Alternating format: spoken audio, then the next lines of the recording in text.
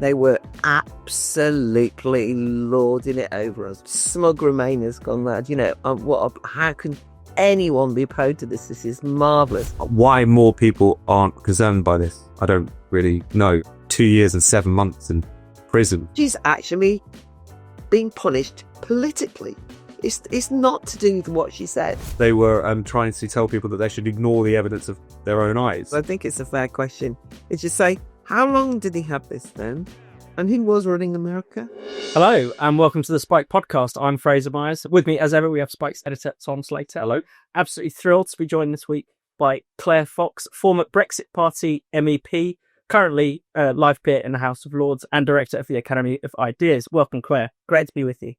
Tom, before we kick off, do you want to remind people about Spike supporters? No, absolutely. So as people who listen to this podcast and read Spike, you might have heard of this thing called Spike supporters. This is our online donor community where people who love the magazine, who want to contribute to what we do, can sign up for as little as £5 a month and get to come to exclusive events like we've got coming up next week with Andrew Doyle. You can comment on the articles. You can access all kinds of other exclusive perks. It's something that we're really stressing, I think, with our loyal readers, people who really enjoy what we do, who really think that what we're doing is important. Please do dig deep, because it really is your donations that fund our work, particularly in an era when advertisers often run scared from dissenting voices like ours. So if people aren't signed up yet and are interested, do go to spiked-online.com/supporters and sign up if you can. Loads to talk about today. We'll be discussing Keir Starmer's botched Brexit reset, Lucy Connolly and the tyranny of Britain's speech laws, and the cover-up over Joe Biden's health. So this week, Keir Starmer unveiled his much-trailed Brexit reset. He was in London with Ursula von der Leyen and Antonio Costa, the head of the European Council. The deal itself covers a number of areas. Food, in particular, has been one of the main ones, where it actually invites the European Court of Justice to oversee Britain's food procedures. We're into the EU food regulations. Energy is another area. We're now going back into the EU energy market with all kinds of implications for net zero and energy bills. There's been some discussion around defence. Fisheries has been one of the big betrayals, with a deal that was done, sort of the transition that was agreed by the previous Conservative government, was due to end this year, has essentially been extended by another 12 years, which is pretty extraordinary, meaning that there hasn't really been many gains for fishermen from the sort of Brexit deal thus far. Claire, what have you made of all of this? So I actually thought that there might be a little bit of scaremongering in the build-up to this, that maybe it would be much more modest, and that, we Brexiteers, because of the history of betrayals, might be overreacting, panicking, like think, oh, I don't want to look like I'm being paranoid. Anyway, I was complacent, not paranoid enough, because actually this really is genuinely a terrible trade deal anyway. We can go on to that, but it's actually a terrible undermining of the gains that were made, that were limited technical gains from Brexit, but hugely important democratic gains. And this just is a soft soap, kind of starting to hug the EU and say we're on our way to a much closer relationship. And a couple of comments on the atmosphere yesterday, actually. Yesterday being Wednesday from when we're recording this, but in the Lords debate on the UK-EU, which, first of all, I can get in to speak on. In fact, hardly any pro-Brexit Lords got in to speak. So that might sound ridiculous, because who cares? But it just suddenly felt like they were absolutely lording it over us, which in the Lords, of course, easy to do. But there was a real sort of sense of the smug Remainers gone mad. How can anyone be opposed to this? This is marvellous. And if anything, some of the both Tory Remainers, Lib Dems, of course, crossbenchers, and the Labour benches were saying it didn't go far enough. So, the emphasis was very much on that. Anyway, the smugness of it all, it was just vile.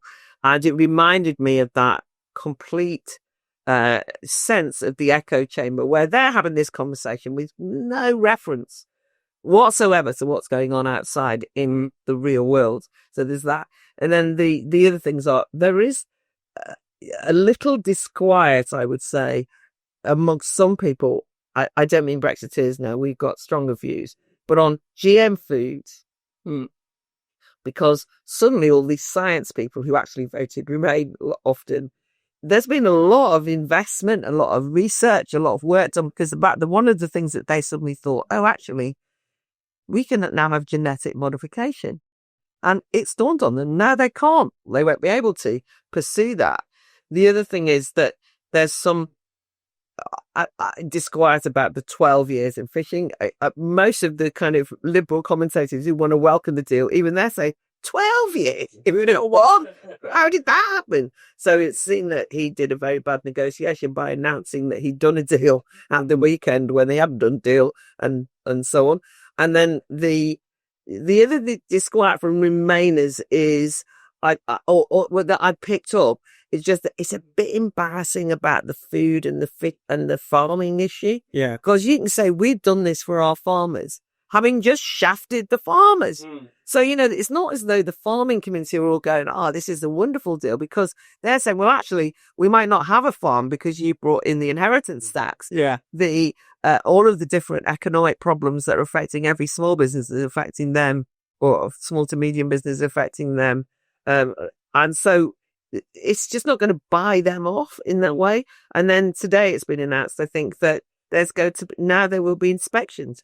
European inspectors can turn up at any food creating establishment, farms, and come and say, that's not good enough. Yeah. And you go, what?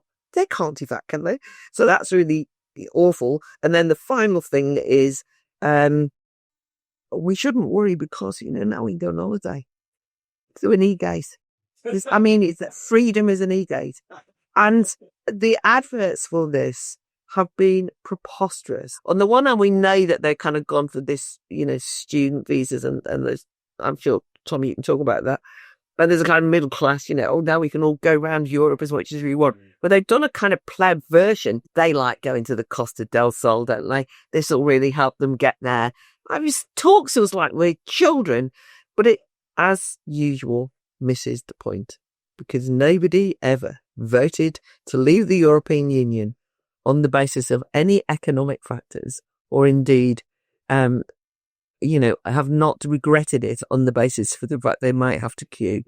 And they only have to queue because the EU is so kind of, first of all, you don't have to queue in many queues. But anyway, where you do, it's a kind of vindictive take that to the Brits because you Brexited. So it's not as though it was part of Brexit. It was part of realising, well, I'm glad we've gone if that's your attitude. Tom? No, absolutely. I found the e-gates discussion so bizarre. First of all, I think anyone who would trade their freedom for a slightly quicker passage through passport control fully deserves neither. But it was very reminiscent, as you were saying, Claire, of a lot of the discussion and a lot of the campaign from the Remain side during the referendum campaign, which often took this, on the one hand, quite bourgeois, but also entirely almost consumerist approach. So what about cheaper roaming charges? What about young people, students, interrailing? And I thought that was so fascinating, partly because it's an insult to the public again. It's not talking about the big issues around sovereignty or even the economy and trade. It's about breaking it down to the most kind of simplistic kind of retail offer. Wouldn't you like that 2 weeks away to be a little bit smoother? It's an insult to the electorate in that sense. But I think it also betrays something which has always dogged the Remain side of the campaign, which is the kind of pro-EU set, which is that whilst there's a lot of people in politics, people who work in Westminster, people who work in Whitehall, people who work in Brussels, of course, we're very attached to the idea and the kind of ideology of the European Union because they're technocrats. They don't trust people. They think every inch of life has to be regulated by some kind of philosopher king somewhere. They kind of associated that. But beyond that, no one really cares about the European Union. Like, no one really is going to die in a ditch for the European Union. No one's going to have a gun to their head and be reciting the opening verses of, the Maastricht Treaty as they go down, and so they fall back into either scaremongering or these quite insulting sort of retail offers. So I think it was a reminder of just how thin the case was when they were trying to turn to the public for then remaining in the European Union, now kind of edging closer and closer towards the European Union. And it does now seem like that's the direction of travel. Whilst this deal was, I think, a lot worse, as you were saying, Claire, than some of us might have expected. He's gone even further than you would think he was even willing to go, given the fact that he does seem to recognise that the kind of Brexit voting working class and important constituency for Labour, both historically and in terms of just winning an election again. But this is what it's going to be like. That's the sort of salami slicing. You've rolled over in terms of this sector, agri-food or what have you.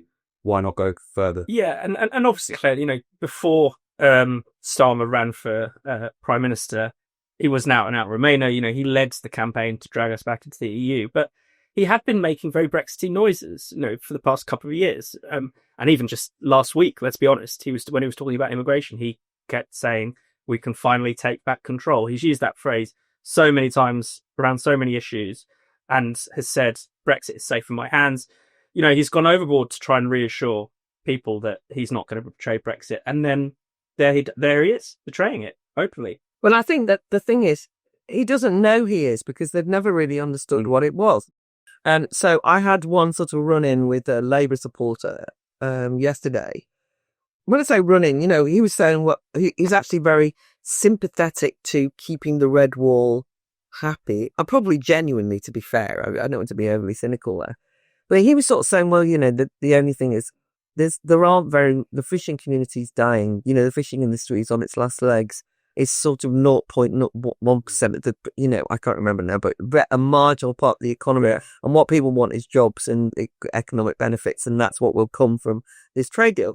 And I said, you don't understand symbolically what fishing means. Because if you're an island and you're surrounded by sea with fish in it, it could be a big industry. And it isn't a big industry because we don't have control of it. And as much as I admire, and I do admire David Frost, Lord Frost, and he's been on the Spike podcast, I know, he will admit, the fishing industry got a bad deal the last time we got a bad deal, we were getting out. So it symbolically represents an abandonment of the coastal communities, but also they sort of see it in that, very much in that transactional way. There's not very many fishing people, so it won't annoy people, missing the point. The other thing is they don't really understand why there is such concern around young people, students being able to come here in this whole argument. Now, there's they know that there's a little bit of a danger if, for example, people are able to come and work here and, access welfare and so on. But what they don't get is that this represents a form of free movement, no matter what way you look at it. And they think it's that people don't like foreigners, not realizing, no, we've got many young people here who we need to ensure have the jobs, right? Have the part-time jobs as well as the good full-time jobs. And if they're not skilled enough, then you should be skilling them, not bringing in substitutes or people who can't take their place. And that it just feels like a lack of attention to that they're incapable of a sensitivity around this issue because they never understood it. And so your point about that, let's be honest, a very good speech by Starmer last week on immigration. I'm prepared to say that. Obviously read out by him, not written by him. But Morgan Hatswini, got it right in many ways. Yes. But what they think is he can give that speech and then go, box ticked. Yeah. That'll keep the red wall happy. And we've done that now. Moving on. And I think that in that sense, it is a general contempt for ordinary people. They really think if we can keep them happy, if we say the right thing. And they don't understand that people are not stupid. They're very smart. They feel this stuff intuitively. There's a Nye Bevan quote that's been doing the rounds on social media, which mentions the fact that, the UK is an island that is blessed with abundant fish and coal. And it would take a real genius to manage to orchestrate a shortage of those things. So in a sort of slightly ham-fisted way, should we talk about coal and net zero? As predicted by yours truly on Spikes back in February, as warned, our energy prices are going to go up and are already going up, actually, as a result of this deal, even though we haven't yet joined this emissions trading scheme. But Tom, what is it about this Labour Party that, they promised to reduce people's energy bills, they promised to keep Brexit safe, And yet, in a just pointless move, managing to do that, undo both promises. No, it's incredible. You can't work out it was a mix of kind of ideology, vibes, nothing terribly deeply about these issues. It's hard to discern.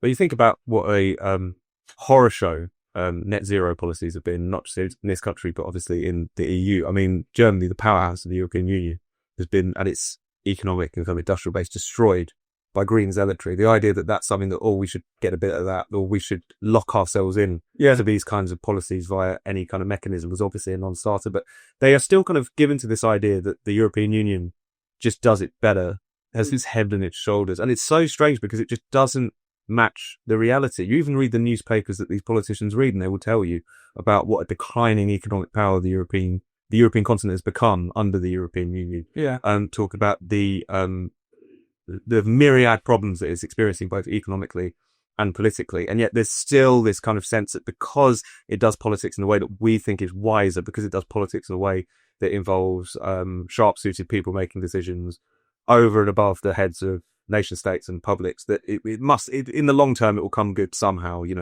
And it's they're just this kind of idea that it's just the utopia across the water, and all we've got to do is get back closer to it. It doesn't matter how much actual events collide with that reality. It doesn't matter how much you look over there and you realize it's a kind of fading sort of empire, which is becoming more authoritarian the more it crumbles. They're just so attached to that they have that firm ideological conviction where it must be better because it's anti-democratic. Yeah, they don't put it that way. Yeah, that's what they think. Yeah, I mean, I think that I actually just did a flying visit to Brussels to speak at a think tank a gathering, a conference of think tankers, and it was absolutely fascinating. I mean, I haven't been back since I was an MEP, so I was slightly triggered going over there, especially because it's announcements on the EU-UK deal. But there I am. I'm surrounded by MEPs and European think tankers and policy people talking about the catastrophic nature of the EU's economy. I've been always like money. I mean, I was there to talk about free speech in the next session, but I was going to the economy sessions beforehand. And I mean, even I thought, oh my God, they're a bit depressed. All of it was kind of net zero. And the Draghi report and the productivity crisis in the EU, which they themselves have identified as disastrous because of their regulation, and the energy crisis and the collapse of France and Germany's economic powerhouses is something which just has not cut through in the UK. I mean, I've read the detail and know quite a lot about it because I read Spiked, and you've covered it very well over the time. When the Draghi report came out, I read a really good article on it, and I started to read more broadly on it as a consequence. But that's not something which people in the UK know about. I mean, including Brexiteers, by the way. Really, we in some ways haven't kept enough of an eye on what's happening in the EU to kind of know that. I think when it comes to why they're drawn to the EU, I think it's partly the Davos. You remember the Davos quote from Keir Starmer, that you prefer to be in Davos than in Parliament. It's like a warm bath for them, like our kind of people, you know what I mean? And he was beaming the other day. I mean, he was beaming when he's on this. It was like, I'm going to contain some of the excitement we all, because it's like they feel perfectly reasonably, this is a technocratic elite, and we should be at the heart of it. And that's what they really believe. But the other thing is, he doesn't think, and I genuinely believe this, they don't think they're taking us back in the EU. They're heartbroken about that. Yeah. But that's because they're also technocrats. So they're technically not taking us back into the EU. But nonetheless, they are ensuring that as much of what happens in the UK is inoffensive to the people in the EU, that they can stay friends with them and kind of find ways of going along to international gatherings and kind of going off and being able to hug Ursula von der Leyen or whatever it is. It's very disconcerting how politically inept they are, I think, in relation to this. And so when I say it's a bad deal, I mean, the question has to be asked, just hold on, what is it, if it's a trade deal, that the UK got out of this deal? I mean, nobody can answer. There just is not a substantial gain. And I think that his boast that he can do good trade deals, that they're economically competent, there seems to me to be nothing to indicate that. And as we've just had today, the acknowledgement that they have just sign the Chagos deal. Yeah. I mean, unbelievable. You just think, oh, well, they're basically good at signing deals that cost a fortune. And there is going to be a real cost in terms of energy, in terms of all of this carbon auditing schemes, which look to be going to drag the UK into things which we're bad enough with our net zero targets. There's going to be a lot more of that. And also, I think that the defence aspect is a bit worrying, because there's nothing that you can do with the EU where you don't have to agree to some external body's rules. And if you're saying, oh, well, we want to have some joint work on defence because we live in an insecure world, it's like, excuse me, at what cost? And as usual, they haven't done any detail. None of us have seen it. So you can speculate and be paranoid. But I am genuinely worried about what that might mean in terms of if you haven't got control over your own military and decisions about where you intervene and in what circumstances, and they can't guarantee that's not going to happen then. Lucy Connolly, the Northampton childminder who was jailed for a tweet, has lost her appeal. She was jailed for 2.5 years for what I think everyone can agree is a pretty disgusting tweet. Tom, I don't think anyone's surprised that she lost her appeal, given how seriously our authorities seem to take speech crimes. But what have you made of that? No, I mean, when the ruling came down, which was delayed from last week, that's a strange way in which it was expected at the end of last week, and it then comes out at a later date as a kind of written statement, I think probably to try and sort of dampen down any of the kind of media interest or to try and slip it out, but that hasn't really been successful because a lot of people have taken a keen notice of this case. As you say, he was given 31 months in prison for inciting racial hatred. As you say, obviously a despicable tweet, but I think that many people across the country are wondering, 2 years and 7 months in prison for a despicable, bigoted tweet that was deleted a few hours later, at the very least, is disproportionate, let alone the kind of deeper problems around incitement, freedom of speech, and where you draw that line. The appeal itself wasn't about the conviction, it was about the length of the sentence. It hinges on the fact that she was, like many of the kind of Southport speech criminals, pled guilty, seemingly under quite bad advice, essentially. And the appeal was very much on whether or not she intended to incite violence. She says she didn't. Obviously, the court's has upheld the original conviction. But I think you can demonstrate how wonky and warped our priorities are when you compare what she was given to what actually an actual Southport writer was given. There was a gentleman called Philip Prescott who was part of that mob that menaced that mosque. He got 28 months in prison. Yeah. So this is a very clear-cut case in which we found ourselves in a situation where the British state takes despicable words more seriously than despicable actions. And why more people aren't concerned by this, I don't really know. I mean, if anything, there's been a quite unsavoury thing on social media in recent days of people just flabbergasted that anyone would be concerned about this particular case. Yeah. And it must just be because they support the sentiment that was expressed there. And clearly that's not what we're talking about. We're not talking about defending Lucy Connolly herself or what she said. It's about looking at the rights involved here, the severe punishment that's been meted out, and whether or not this is even sane in a society that should care about freedom and so on, and shouldn't be so blasé about sending people to prison for very long periods of time, when it's quite clear that in this despicable statement, taken as read, this is not someone who's a danger to the public in a meaningful sense. So the ruling was expected. I think that's fair to say, but it does debate about it certainly hasn't gone on much. Yeah, Claire, I mean, jail time for a tweet is quite shocking in a short sentence, let alone the amount of time she's been given. It's absolutely disproportionate on any basis. It was interesting because I just was involved in a discussion where somebody said about Jimmy Lai, from Hong Kong. They said, can you imagine being locked up in prison for expressing your opinion?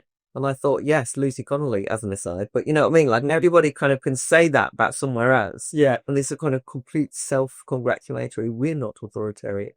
And I think we've all got to be very careful about this, because we're also in a situation whereas quite a lot of us have rather kind of smirked at the rather unsavoury way that Gary Lineker has had to kind of leave the BBC with his tail between his legs sort of thing, having retweeted an anti-Semitic tweet or in a post. Then we find out that the police are going to visit him, and people are saying, yes, about time, serves them right, give them a taste of what other people are, and you think, no, tit for tat jailing for what you posted or said is not the way to go. And there's obviously other examples in the news as we speak. I think with Lucy Connolly, I think the thing that's really shocking about it is that they, which Alison Pearson's drawn a lot of attention to this, is that they have been so vindictive about it. I mean, she's obviously not a threat to society. So she's being punished. Fair enough. That's what jail is for. But this is happening alongside a number of other situations. Early release. You know, they're emptying the prisons out left, right and centre. Well, they won't even let her go home. You know, they won't even put her on a tag or, you know, it's kind of like unduly unpleasant. Which she would normally, someone in her circumstances would almost certainly be entitled to under normal circumstances. Yes, because you've got no criminal record, no indication that anything, no indication as it happens that she was going to do anything then at all. I think that, so it feels a bit like what it was like during the riots when it was very much watch what you say. You know, it became a very politicized show trial type atmosphere. And I think that in some ways she represents that, no, we're going to hold you up as a threat to anyone who says the wrong thing. You know, if you say the wrong thing, it gets us into some very dangerous territory, because your point about incitement, Tom, I think incitement has now become a really weaponized word. And nobody knows whether she is being done for, you know, when I say nobody knows, is it incitement for violence or incitement for hatred? First of all, there's a distinction. Hatred is entirely subjective anyway. Incitement for violence is very narrowly drawn in the law. I mean, you literally, you know, and by the way, that's right. I mean, if somebody says, I've got the gun, meet you on the corner, here's the address, you know, that's different. But the incitement that she's being accused of is very vague. And you suddenly realize that incitement is just people expressing a strong opinion that somebody really might agree with. And so it's kind of implied. I mean, first of all, you might read it and not do anything. Generally, that's what happens.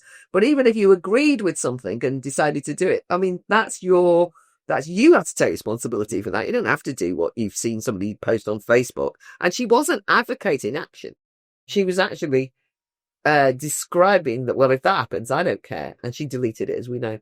And then the final thing is, we've just had a situation where pre-sentencing reports have caused some controversy, because we discovered that the sentencing council, unelected Quango that it is, had put out very strong advice saying that if you have were a member of an ethnic minority or a particular community, you should have a pre-sentencing report, which would mean that you wouldn't go to prison if you were guilty. Or reduce the likelihood of you... Reduce the likelihood, but I can tell you, hardly anyone on pre-sentencing reports gets... It's a massive reduction of the likelihood of you going to prison. And that is a common factor. You know, I'm not arguing that you shouldn't have pre-sentencing reports, but this was obviously rightly condemned even by the Labour Party's Justice Minister, Shabana Mahmood, who said this is two-tier, you know, justice based on sentencing, based on people's ethnicity and skin colour. We can't have that, right? That's not equal before the law. But it is fair enough that judges can say, well, you know, what am I going to do? You know, they've got 5 kids at home and, you know what I mean? And it's not that strong. Anyway, all I'm saying is, everywhere you look, there are examples of mechanisms used by criminal justice to have a proportionate response in relation to sentencing. The new sentencing review that's just been released by David Gork, Conservative, I mean, you know, it shows you what the kind of people who are in the Conservative Party, but anyway, has come out for the Labour Party, is incredibly liberal, if you want, about saying people should be let out of prison for this, so people should never be put in prison, there should be more community sentences.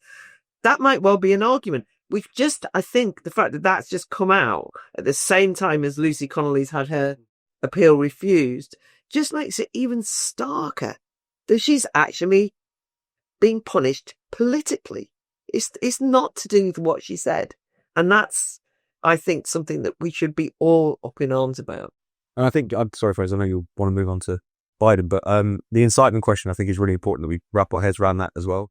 Because of how bad the censorship has gotten in this country, because of the fact that you can be visited by the police for saying far milder things than what Lucy Connolly said. I think we've we've had almost the luxury of having this debate on easy mode. Like most of the time, you'd be sticking up for the rights of someone to say something actually pretty sensible, like there are two sexes, or whatever might be the case. But it's about these hard cases where you really make clear where the lines are. Incitement to violence is a crime in every civilized country, even in America and the First Amendment. You cannot incite violence. That's the point in which speech reaches basically into the kind of commission of criminal action. Yeah, and I think their standard, which is why I'd be very keen for us to adopt, is that it has to be speech which is both likely and intended to cause imminent lawless action. So very much, in the Southwark situation, someone who's standing, in front of a mob saying go, or, telegramming locations and Molotov cocktail recipes to a willing audience. That's fundamentally different to what we're talking about here. And it's one of those things where it's important that we make the case for why incitement to violence has to be something very distinct, why incitement to hatred, which in British law is kind of seen as a very close cousin of incitement to violence, but nevertheless gets you into far more nebulous territory. Yeah. Because you're effectively inviting the state to define what is and isn't hateful and whether it should be punished. It becomes inherently political in that sense. Even if the politics you're talking about is despicable, it still breaches you into that territory. So I think it's important that we do have out these hard arguments. We do even stick up for the rights of, not for the individual, but for the rights of people to be able to speak, because freedom of speech rests on those hard cases as much as it does on some of the more straightforward ones, I suppose, that we're talking about in recent years. If I could just, because I think it's so important, this, because I'm not saying I'm necessarily, able to articulate all the nuances of it, because there are things, there are ways that you get trapped a little bit. So just to use an example, when Hope Not Hate supporters, put it about that there was going to be, the gathering of far-right racists who are going to go around beating up Muslims, and they were going to be all in cities all around the UK. That, in a way, did lead to then gangs of Muslim youth getting together to defend their local communities. Now, as it goes, by the way, this was complete misinformation. It really was like a made-up story. And then they said, oh, well, it doesn't matter because we had really good... The next day, they said, but at least it brought all the anti-racists out on the street. Yeah. And in some ways, I did feel like that was a bit like incitement. It was based on misinformation. It brought me right. I understood it, by the way, because if you did think that there was going to be people wandering around throwing acid in your face because you were Asian, then, people are going to want to defend themselves. So there is this sort of like difficulty, but I also noticed, I've noticed in relation to this absolute tragedy in Washington of this young Jewish couple who've just been gunned down outside a community centre, and the person who gunned them down, basically, this is for Palestine, free Palestine, and so on and so forth. But one of the things that people have said is, that's what you get if you popularise a slogan, globalise the Intifada. And when you hear it, you've got to know it will lead to these consequences. And in a way, I understood that, which is if you soften up the territory around how bad things are, then actually people, this is what it looks like. Then I suddenly thought, oh no, don't go down that route, because I could just see that would suddenly, they'd be banning that slogan on the basis that anyone who used it is about to go and gun someone down. And of course, we just have to, so it's hard cases. You have to really think it through. And the more that we free speechers can set ourselves the challenge of those hard cases, I think the better we will be doing greater service to those people who are struggling, because they want to be free speech, but they're really glad to see some of these people getting punished, because they are the people who would silence us at the drop of a hat. But we can't let them get away with that. So Joe Biden's ill health has been thrust back into the media spotlight a couple of weeks ago. A number of books came out. The famous anchor Jake Tapper alleging that Biden's health was so much worse than we realized. Starting basically in 2023, they kept President Biden away from White House staffers, cabinet secretaries, Democratic lawmakers, top donors, as much as possible, because they were afraid of how he would present to them. Something that we all knew was a bit of a cover-up. And since it's also emerged that Biden has very aggressive stage 4 cancer, he's a very, very ill man. So this is a reminder, I think, of just how much not only the Democrats and their sort of staffers, the Biden administration staffers, pulled the wool over people's eyes, but also how complicit the media were. No, absolutely. I think it was one of the real striking stories of the Biden administration was the willingness of what is nominally independent media to basically be the sort of pravda of the Biden administration. I mean, obviously, there's been large parts of broadcast media in America, as well as the print media, which have been very friendly to the Democrats, and kind of revolving door between those two places. But at the same time, the extent of basically just sort of running interference for the administration on subjects of Biden's health in particular. I mean, Jake Tapper, the CNN anchor, is one of the people behind one of these books that's come out, Original Sin, charting the decline, the mental decline of Joe Biden and the way in which that wasn't talked about. You can go on YouTube now and find videos editing together all the times that he chided a Republican for daring to say that Biden looks a bit slower than he did a couple of years ago, for accusing people of basically spreading misinformation. CNN rubbish this Wall Street Journal report. I think it was about 18 months ago or so now, which was essentially repeating a lot of these quite clear concerns, because they said, oh, this is just Republican propaganda. Meanwhile, they were doing essentially Democratic propaganda.